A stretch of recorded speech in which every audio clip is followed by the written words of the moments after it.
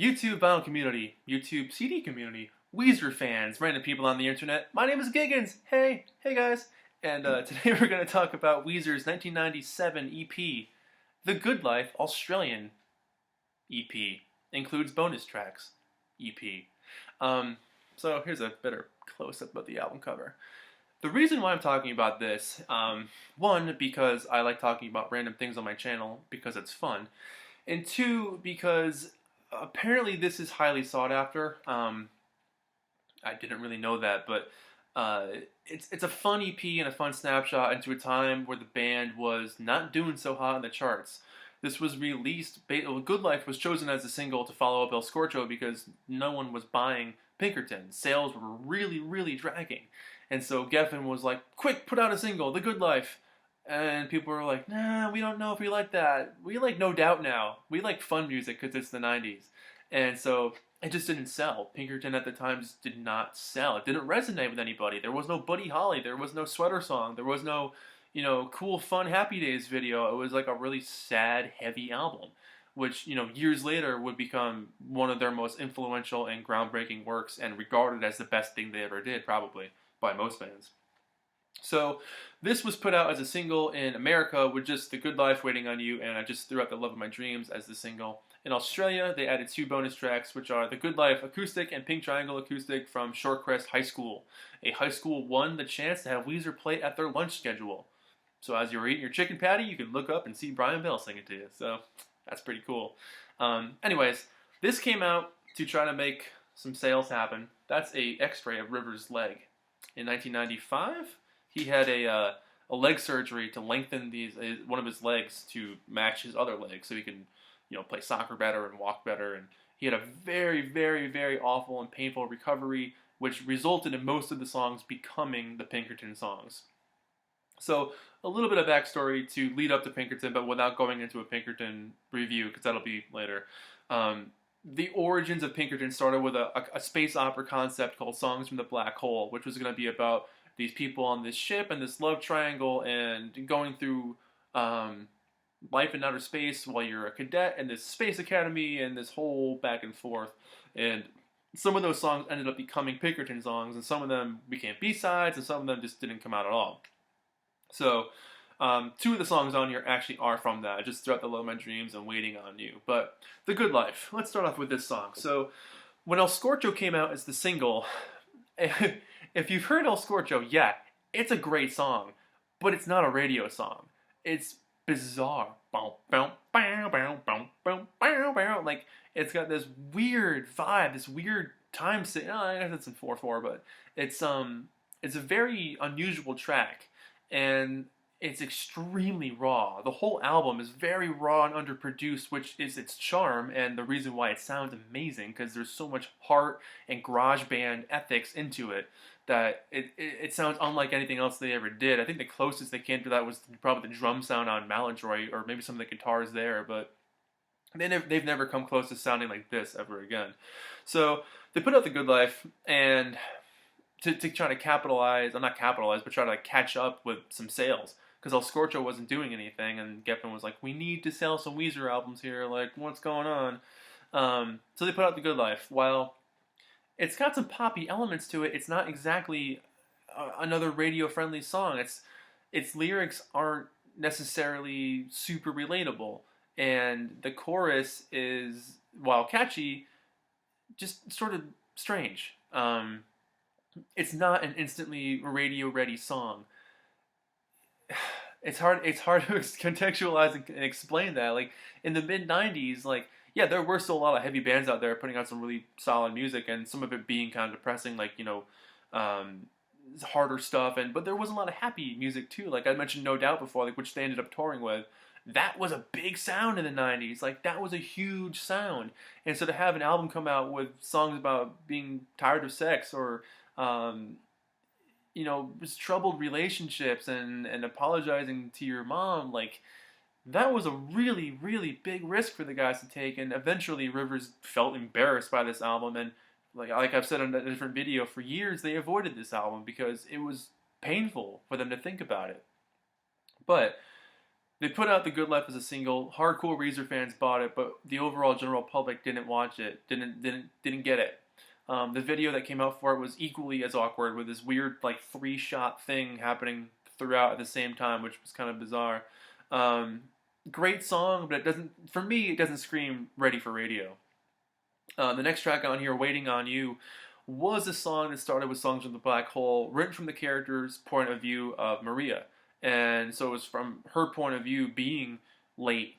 She found out she was pregnant, and she was waiting for this character Jonas to come back and sort of assume the role of a father, or just come back into her life. And so that theme kind of took a back burner when they canceled the project and just focused on the Pinkerton tracks. They changed the point of view to a male perspective and kind of changed a couple of the words around. But I mean, it's an absolutely amazing song. The power on this song is unbelievable. It's heavy, it's sad, it's rocking, it's crashing, it's loud, but it's really full of soul, and it's demanding of your attention. That intro, just the guitar alone, then everything kicks into high gear, and for me, that it takes me back to, being 14 or 15, hearing it for the first time, and just falling in love with this band, and just being absolutely crazy for that sound.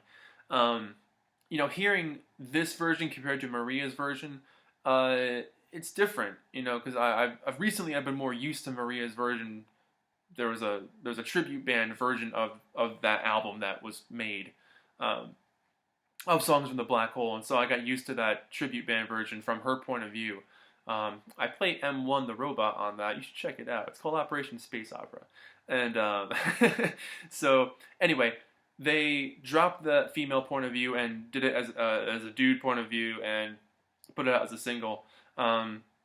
The last line of this thing, I asked you if you had a good heart. You answered yes. I'll never do you harm. Like, that was, I think it's one of the best lyrics that Rivers has ever written. It's so poignant, it's so heartbreaking, and it's so beautiful, and it's so short, and it captures so much in such a little sentence. It's one of the best songs they've ever written. For the longest time, that was my favorite Weezer song. If I had to pick now, it's probably still up there if I had to think about it.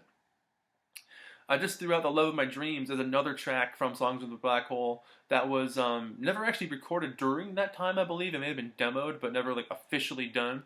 And then after Pinkerton was finished, they went back and actually did the track and had Rachel Hayden from That Dog sing on it. So this was written from the point of view of the character of Laurel in the story. And I like the blend of the voices together. I like when Rivers pops up near the end and sings with Rachel.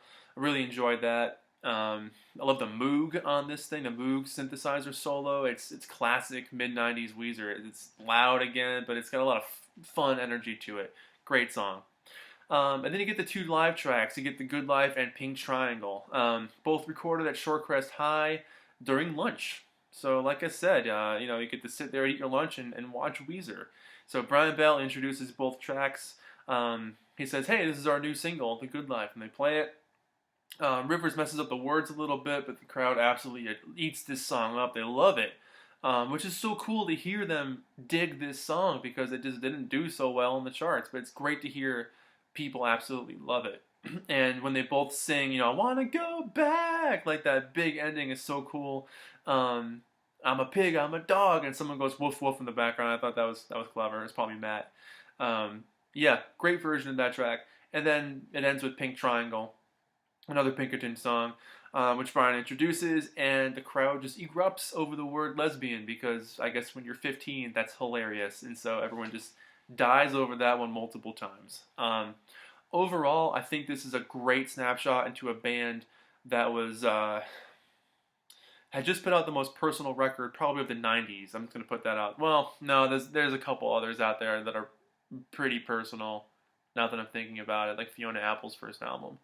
But one of the most personal albums of the 90s, and definitely not the most accessible at all. I remember the first time I played El Scorcho for some people, and they scratched their heads hearing it, like, what the heck is this? Like, this is on the radio? Like, it doesn't sound like it should be on the radio. But it was, and The Good Life also was, but not for as long. The third single from this thing, I think, was Pink Triangle, but again, at that point, it was like, what's the point? Like, this thing is not selling, and because of that, Weezer ended up taking a break and coming back a few years later with the Green Album. They kind of took a hiatus for a while. The other guys did their things. Matt went to focus on the rentals, eventually leaving Weezer.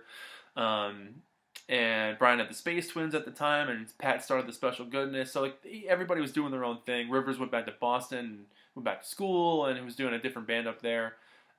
Eventually, they got Mikey in the band and did the Green Album. But yeah, I think it's a cool EP. I love the tracks on this thing. I mean, having a CD with both Waiting on You and I Just Threw Out the Love of My Dreams is worth it alone. I think the El Scorcho single had Devotion on there, which and You Gave Your Love to Me Softly. Some of the B-sides at this time were just like good stuff. So there's nothing on the inside. It's just a white sleeve on here, but that's a X-ray of Rivers' leg.